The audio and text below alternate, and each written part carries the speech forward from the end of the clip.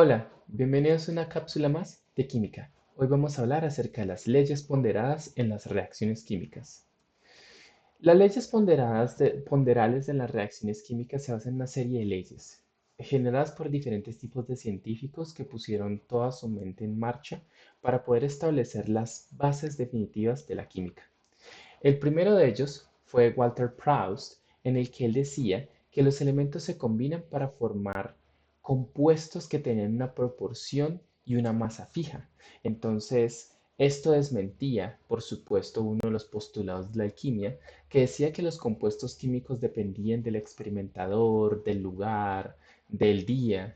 Entonces, situaciones en las que obtener una determinada sal solo podría ser bajo un martes 13 de luna llena en octubre, pues hacía que en realidad obtener esa sal no dependía de cuestiones esotéricas, sino simplemente de unas proporciones fijas. Entonces, que si usted tenía una determinada cantidad de un elemento y determinada cantidad de otro, al combinarlos y obtener una cierta cantidad de un producto.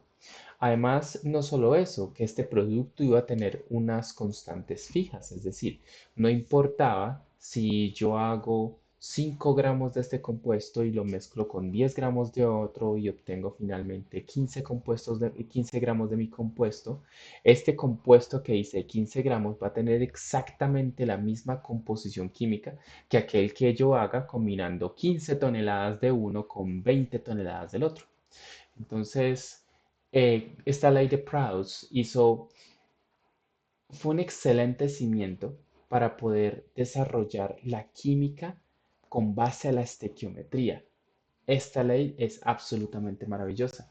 Se le conoce como la ley de las proporciones definidas y fue postulada en 1799. Aquí hay un clásico ejemplo de lo que Proust decía. Él decía, bueno, si yo tengo 10 gramos de cobre y yo lo combino exactamente con 5,06 gramos de azufre, yo voy a obtener 15,06 gramos de sulfuro de cobre. Pero entonces, ¿qué pasa si yo empiezo a variar las cantidades? Si yo empiezo a variar las cantidades, si yo tomo 10 gramos de cobre, pero en vez de tomar 5,06 tomo 7,06 gramos de azufre, lo que yo me voy a encontrar es que no voy a obtener 17,6 gramos de sulfuro de cobre. Lo que voy a obtener son los mismos 15,06 gramos de sulfuro de cobre y va a permanecer 2 gramos de azufre sin reaccionar. Entonces esto empezó a generar muchísimas dudas sobre entonces cómo se compone la materia. En general debería mezclarse y obtenerse 17,6, pero no lo obtuvo. Y él entonces empezó a hacer muchos más cambios y a analizar entonces cómo inclusive las proporciones no dependían del azufre. Si yo cambiaba la proporción de mi cobre, también iba a obtener un resultado similar. Si por ejemplo en vez de utilizar 10 gramos utilizaba 20 gramos de cobre, y lo combino con 5,6 gramos de azufre, lo que voy a obtener de nuevo viene a ser 15,6 gramos de sulfuro de cobre y me iban a sobrar 10 gramos que no iban a reaccionar con nada. Entonces esto es un concepto en las leyes de las proporciones definidas que sirve demasiado para un tema que veremos en un futuro que se conoce como el reactivo límite. Pero veamos entonces la siguiente ley. Dalton hablaba acerca de otra proporción, llamada la ley de las proporciones múltiples. Básicamente lo que decía era que cuando los elementos se combinaban, entonces las masas de estos elementos guardaban una relación fija entre ellos.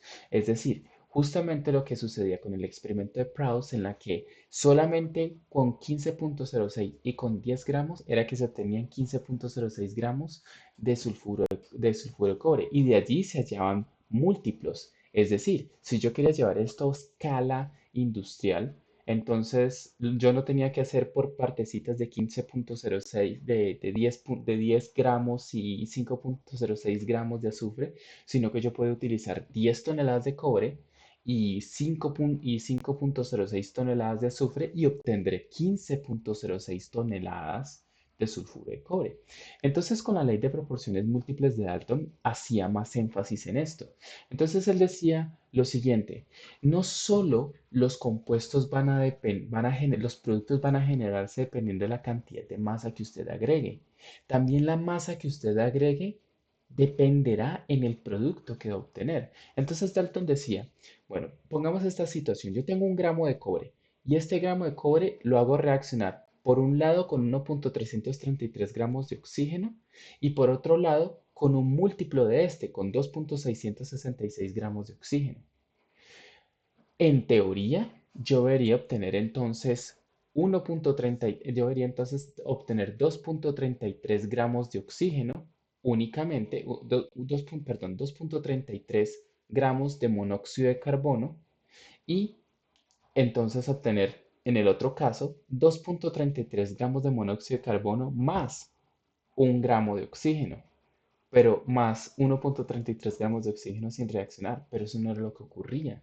Lo que ocurría era que entonces que el carbono podía generar dos tipos de compuestos, uno que pesaba 2,33 y otro que pesaba 3,6. Entonces yo decía, ¿qué sucede? ¿Cómo es esto posible? Entonces Dalton explicó acerca de los valores estequiométricos, que las equivalencias entonces en cantidades iban a también a favorecer o a entorpecer la generación de un determinado producto. Finalmente, entonces tenemos la hipótesis de Avogadro. Avogadro entonces lo que él dijo, bueno, estos conceptos están muy interesantes, todas estas relaciones entre las masas, pero quizás hay algo más que solo las masas, quizás hay una constante que todavía no hemos visto, de las cuales se relacionan esas masas con las moléculas. Y entonces lo que Avogadro hizo fue a través de un experimento un poco simple, pero para nosotros sería bastante complejo.